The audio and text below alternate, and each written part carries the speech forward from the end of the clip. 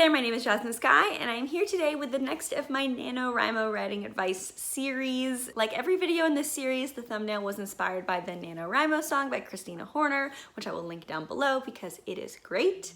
So we are fully into nano now, and it is time where you either might be feeling really good and your book is flowing really well and you're feeling really confident about yourself and your writing, or maybe it's a little bit of a struggle right now and you're kind of wishing that you could spend all day on it because you don't have enough time or energy to get done what you want to get done for this project. And either one of those directions you might be going, you might be dreaming about having a full-time career as a writer, to have all the time in the world to write. Well, today we're going to talk about the validity of making writing your career, things you should acknowledge before you set that as a dream, and also some other ways you can think about it that maybe are a little bit more realistic. So the thing you need to acknowledge first and foremost is that writing is slow. And I don't just mean the actual drafting of a book. You can be a fast drafter like myself and still need to acknowledge how slow making a career in writing is. For example, the book that got me my agent, I drafted NaNoWriMo 2019. I drafted the first draft. And then I had to do a second draft February, March of 2020. I sent it off to critique partners. I waited for them to get back to me. I did a third draft April 2020. And then I got some more feedback, one from a critique partner and some from the initial agents I had queried. And I did a draft 3.5 in May 2020. Then I queried my last round of agents. I didn't realize it'd be my last round, but basically it was my last round of agents in early June 2020. Got a full request from Mary, who is now my agent, in early July 2020, and I got the offer in August 2020. So in that process, it took almost a year for me to get an agent, and that's fast. This was the second book I tried to query, mind you. So if you count the time I spent on my first book and querying my first book, it was a lot longer of a process for me to get an agent. But I did get an agent August 2020, and then I had to work on editing and revising the book up with my agent. So we did a draft 4, and then we did a draft 4.5 before it was ready to go on submission.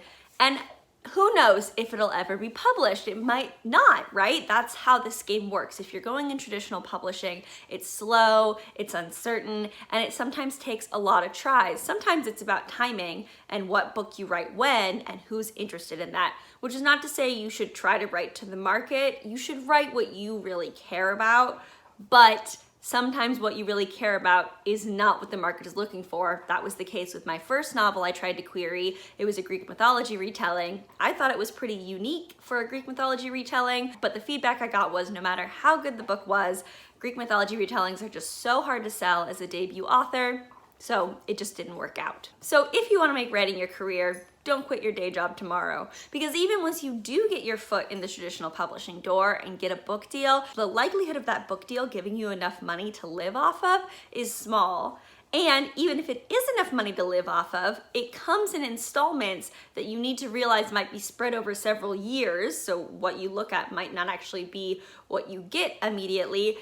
And you have to account for taxes. So those big six-figure advances never actually land six figures into authors' pockets.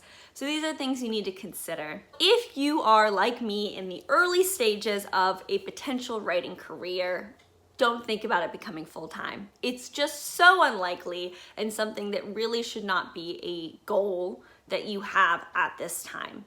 Instead, let's think about the more believable version of this goal. This is something that I love to share because it totally changed my life and my outlook into writing and making writing a career. So I went to Texas Book Fest a couple of years ago and I saw a panel that had Claire Legrand on it. And at the end of the panel, one of the audience members asked, "What advice do you have for aspiring authors?"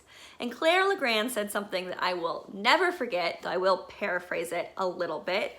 And she said, a lot of people will tell you, the aspiring authors, to get a backup plan. But she didn't like that. Getting a backup plan implies that you will fail out of writing and therefore will need to do your backup plan, whatever it is. But as she said, you don't fail out of writing. You just have to keep trying. So instead of considering another career as your backup plan, you need to consider writing as your alongside career. So you need to choose a career that you legitimately love, that gives you time and energy to write, and you need to pursue that career. But then, since you also love writing, on the side, alongside that other career, you need to work on your writing career. You need to be writing novels, finding critique partners, revising, querying to agents. Once you get an agent, then you can start, revising so that you can go out on submission. And then once maybe you get a book deal, then you can revise so it comes out. But all of those steps don't mean that that's going to be valid, as we talked about, for that to be your only career. So this is why it's really important to have your other career that you have, that you love, that's giving you support and time to do this alongside career, and that will be your financial stability so that you never have to worry about when you're going to eat next, etc., which you might if you do a full-time author career, unless you become one of those 1 in a million people who truly make $1 million off of writing. This, I think, is just so important to acknowledge. So many famous authors have full-time jobs that are not writing. Claire LeGrand herself is a New York Times bestselling author, but she's also a full-time librarian. And when you sit down and think about your primary career that you can write as your alongside to it, you have to remember that that primary career does not have to be book related. So for instance, Naomi Novik has a master's in computer engineering, or Nicole Dennis Benn has a master's in public health and she works as a project manager. So that's really cool.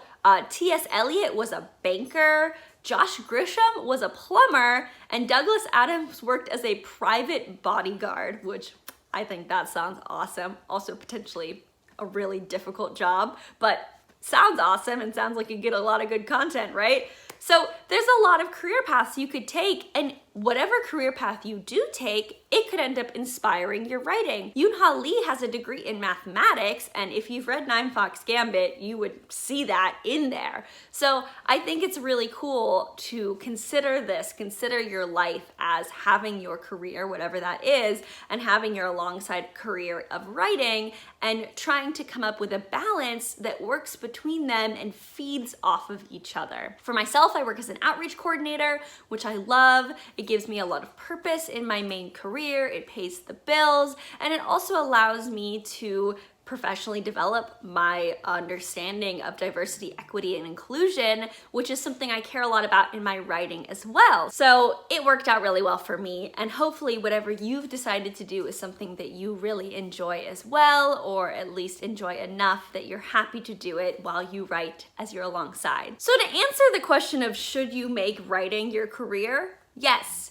Absolutely. If you are serious about wanting to be published, whether it's through traditional publication or self-publication, absolutely start out on the track to making that a career. You just need to acknowledge that you have another career track that you will also be simultaneously working on. But if you find that balance, then that's the way to make it happen. That's the way to make the dream work. And I think that that is really, really cool. So that's this video. Hopefully that helped you think a little bit more about your plans, your goals, your dreams, your writing career. As always, there are links in the description below to causes that need your support, so I would really appreciate you checking those out and giving your support if you can. You can also support my channel by liking this video and subscribing to the channel, and I look forward to chatting with y'all in the comments.